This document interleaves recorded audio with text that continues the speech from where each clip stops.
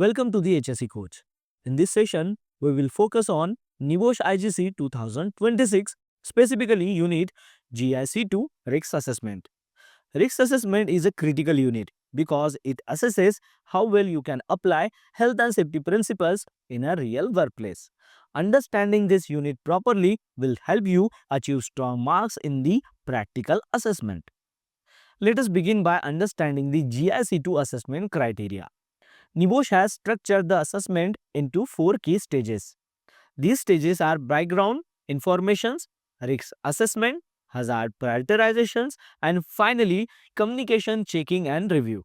Following this structure is essential as marks are awarded based on how clearly these stages are demonstrated.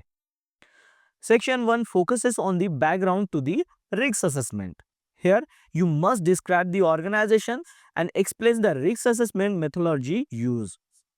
You may use your own organizations or you can anonymize the name and locations if required.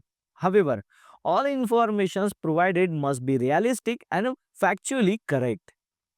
This section requires an overview of how many workers are employed and their typical roles. You do not need to list every role individually, only a general breakdown. You must also describe the area or process included in the risk assessment. A more detailed and accurate descriptions will help you secure higher marks. Here, you must explain the sources of information used for the risk assessment. This may include policies, procedures, records, or consultations with workers and managers. You must also describe how hazards were identified, such as workplace inspections, observations, or discussions. This section demonstrates your practical approach to risk assessment. Section 2 is the main risk assessment sections and carries the highest marks. You must use the official NIBOSH risk assessment table provided. All columns must be completed with realistic informations and no column should be left blank. Photographs or drawings must not be included. This section is worth 65 marks, so accuracy and details are essential.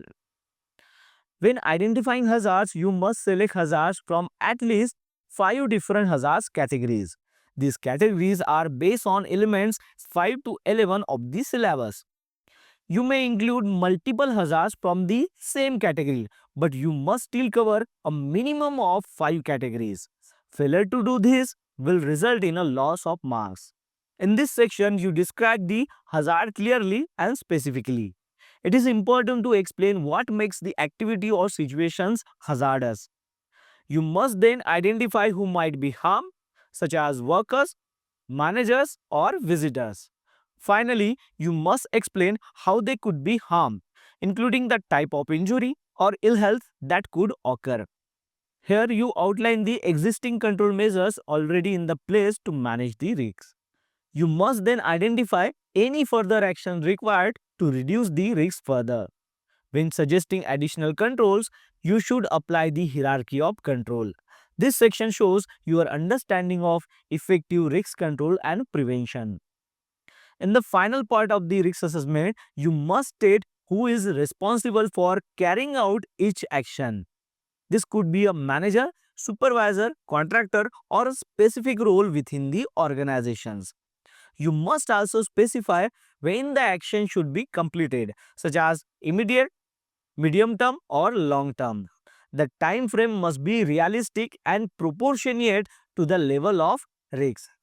Clear responsibility and appropriate timescales are essentials for effective risk management.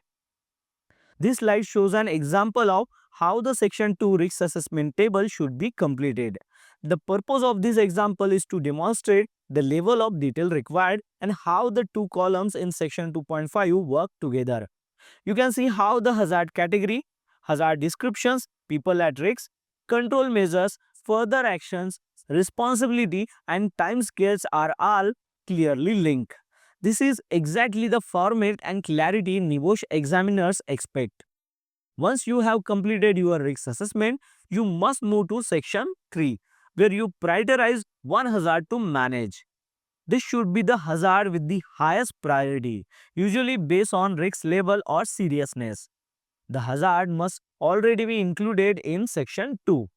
You cannot introduce a new hazard here as this would result in loss marks. This section is worth 17 marks, so careful justification is essential. In this part of section 3, you explain business or financial reasons for prioritizing the hazards. This should be brief and clearly linked to the hazard or workplace impact. You then provide general reasons such as likelihood of harm, severity of injury, or weaknesses in existing controls. Each point should be clear, relevant, and easy for the examiner to identify. Here, you explain how the further actions will reduce or eliminate the risks. Your explanations should clearly link the actions to a reductions in harm or improve control. You must only refer to actions already identified in section 2.5 UI. You also need to explain how you will check that the actions have been effective, such as inspections, monitoring, or contractor management. This shows that risk control is being actively managed. Section 4 focuses on communication, checking, and review.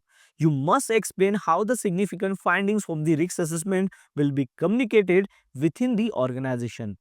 This includes who will receive the informations and the methods used, such as meetings, briefings, or written communications. This section ensures that risk assessment findings are not just documented but shared and acted upon. In this slide, you must state when the risk assessment will be reviewed. The review date or time frame must be realistic and linked to the action required. You must also explain why that review period has been chosen, such as the time needed to implement controls or monitor effectiveness.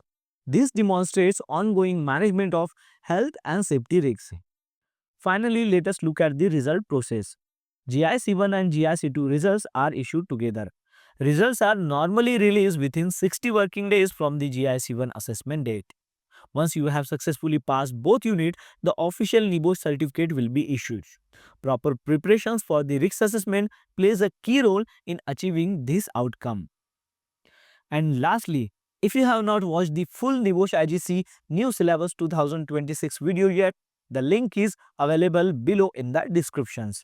Please check it out so that you can clearly understand all the changes in the syllabus. If you like this video, make sure to subscribe to this channel and press the bell icon so you don't miss future updates. Thank you for watching and I will see you in the next video.